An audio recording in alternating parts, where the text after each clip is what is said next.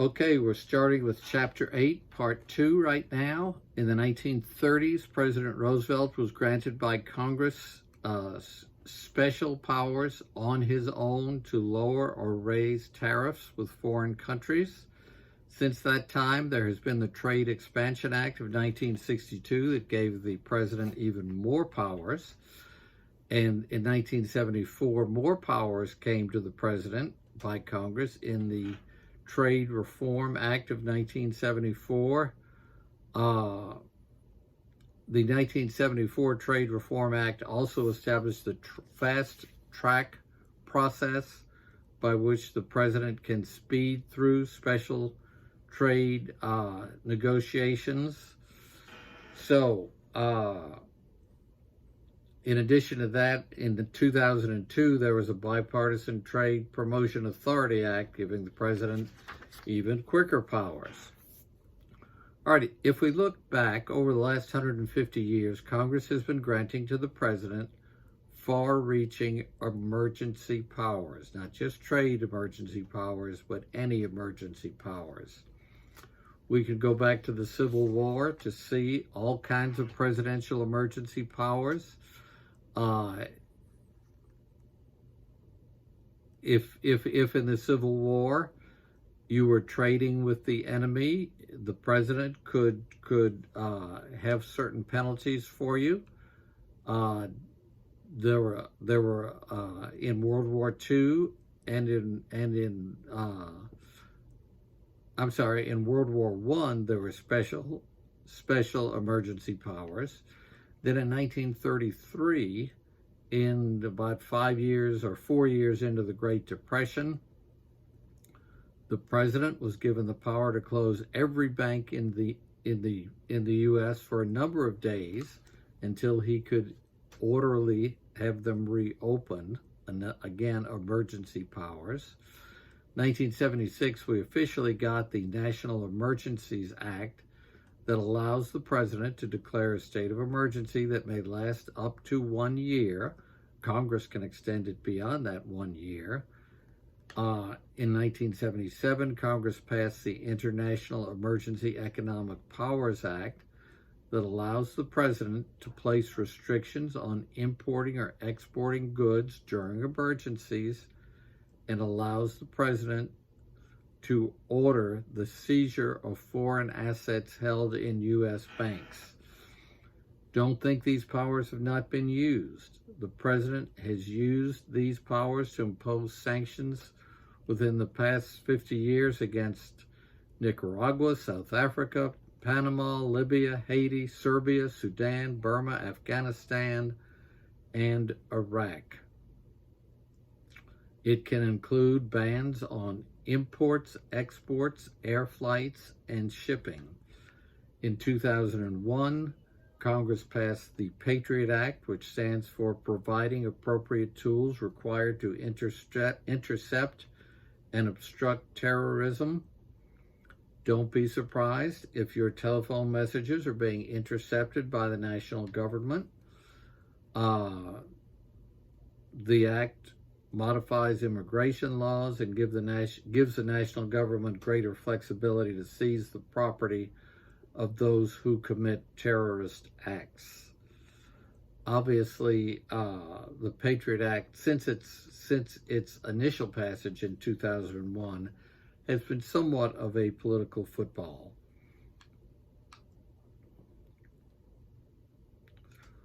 One of the first big challenges against the 1977 International Emergency Economic Powers Act involved a U.S. chemical engineer who was working in Libya, which then was a terrorist state, and he was forced to terminate his employment in the Libyan oil fields because the president said U.S. workers will not work in Libyan oil fields. And he says, well, you're taking away my rights.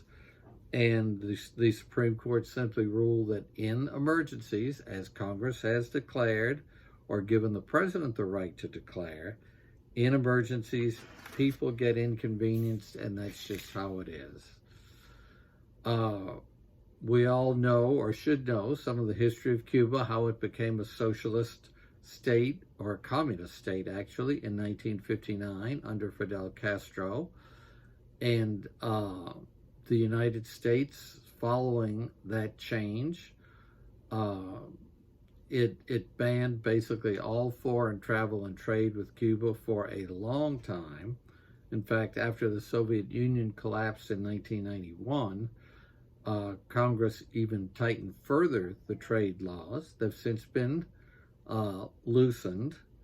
Now, here's a question we talked about in legal environment. How many sovereigns do you have over you? How many kings over you? Well, you have two.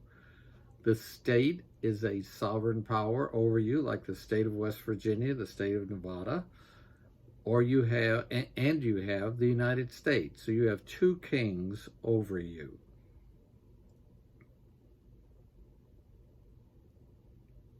All right, traditionally, states in the United States do not have the power to tax imported goods. There was a case in 1976 in Georgia where it placed a tax over all goods in the state. If you had goods anywhere in the state, it got a certain percent tax. Well, the French tire company Michelin said, look, that's a tax on imports. And the Supreme Court said, no, this is a general tax on all goods in the state. If they started out from a foreign country, that's all right. Georgia can tax. But generally, states cannot tax imports per se.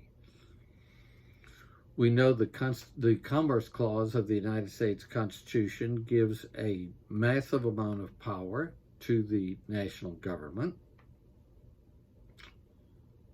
Among the various federal agencies that affect international trade, the U.S. Department of Commerce has among its duties to foster trade and to promote the export of U.S. goods and services throughout the world.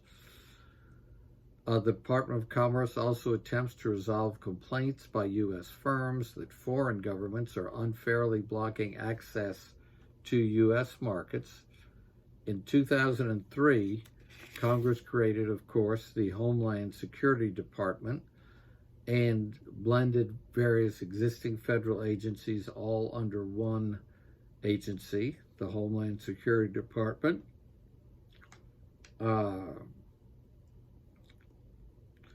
Now, there's something called the United States Trade Representative. That's a position held by a person, and that person is a cabinet-level post in the executive department, so he's in the president's cabinet.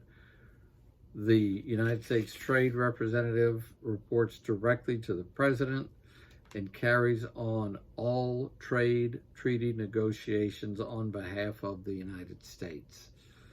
Finally, there's a Court of International Trade consisting of 9 justices who hear cases arising from the trade and tariff laws of the United States. That's it for Chapter 8. Bye.